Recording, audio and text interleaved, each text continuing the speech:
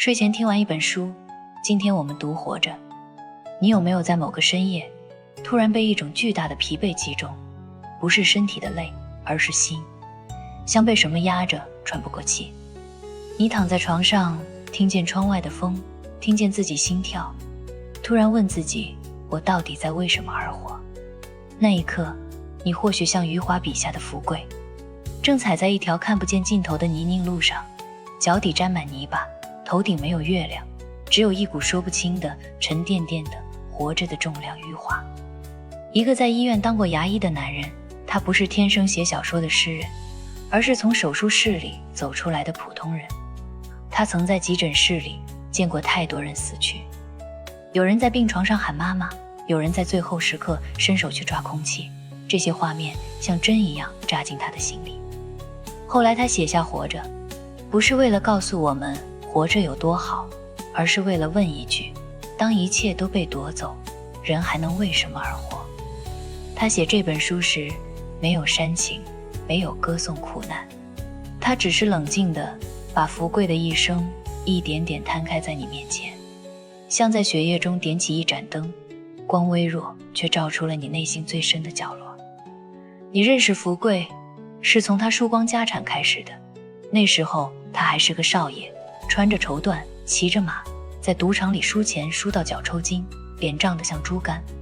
他娘跪着求他回家，他一句我再赌一把，就转身又钻进那间乌烟瘴气的赌场。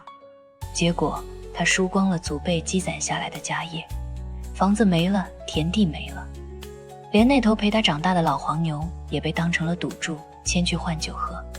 他爹气得当场晕死，第二天就死了，死在他自己亲手挖的坟坑里。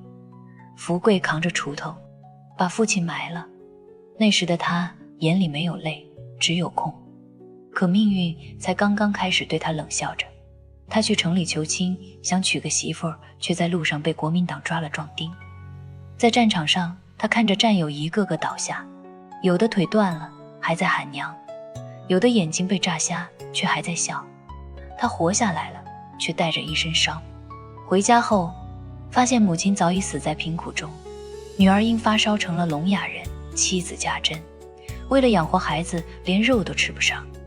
后来他儿子有庆被抽血活活抽死，医生说血不够，多抽点。那个孩子连哭的力气都没有，死在医院冰冷的床上，像一片枯叶。他抱着儿子的尸体跪在雪里，哭不出声，只觉得胸膛裂开了，像被谁用刀一刀刀割开，不是痛，是活着的荒诞。接着女儿凤霞难产，死在产房，丈夫家珍也熬不过病痛。一个接一个，像灯熄了一盏又一盏，最后只剩下福贵和那头老牛。他每天牵着牛去田里，对着牛说，今天你叫富贵。牛不动，他也不动，一老一牛站在田埂上看太阳落下。你记得那一段吗？福贵的儿子有庆被拉去献血，医生说快，血不够，他们把他按在凳子上，针扎进血管，一管接一管抽，抽到他嘴唇发紫，抽到他眼神涣散，像被抽干了魂。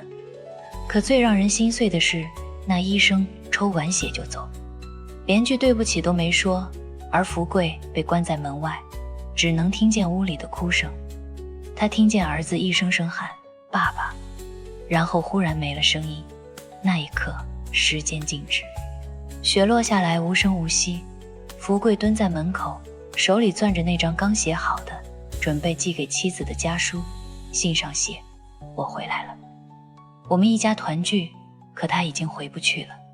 那封信成了全书最沉默的墓志铭。你有没有在某个瞬间忽然觉得人真的太脆弱了？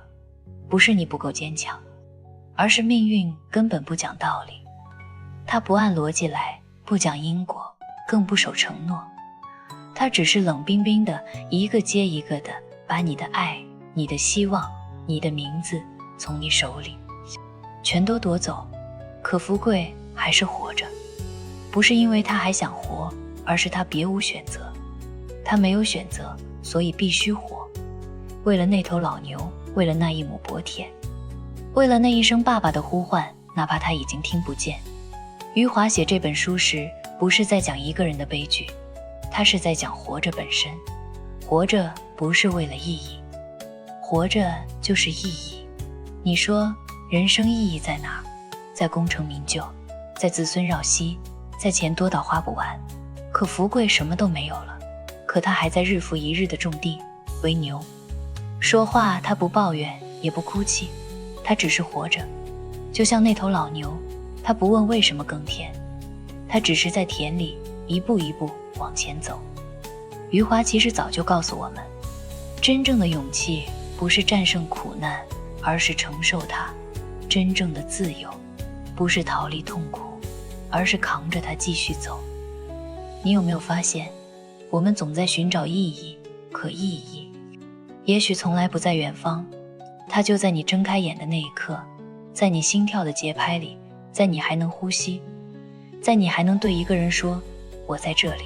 福贵的悲剧不是他失去了所有，而是我们很多人追在还有的时候，却忘了自己还在活着。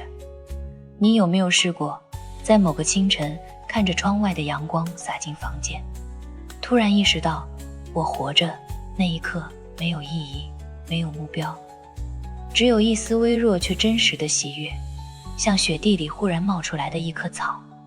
所以，亲爱的朋友，当你在深夜翻来覆去，觉得世界太冷，生活太难，记得福贵，记得那个在雪夜里抱着儿子尸体不肯松手的男人，记得他后来把名字改成富贵，对一头牛说话，像在说一个家庭的遗嘱。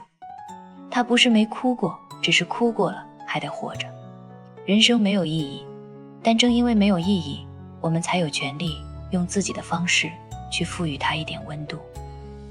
你有没有试过，在最绝望的夜里，对自己说一句，明天我还想看看太阳？如果真的有，那你就已经是福贵，不是因为他活过，而是因为你还在活着。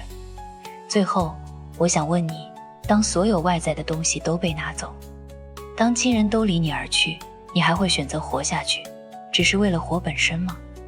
你愿意像福贵一样牵着一头牛，走完这一生吗？在评论区告诉我你的答案。今晚愿你睡得安稳，愿你醒来依然能说我还活着。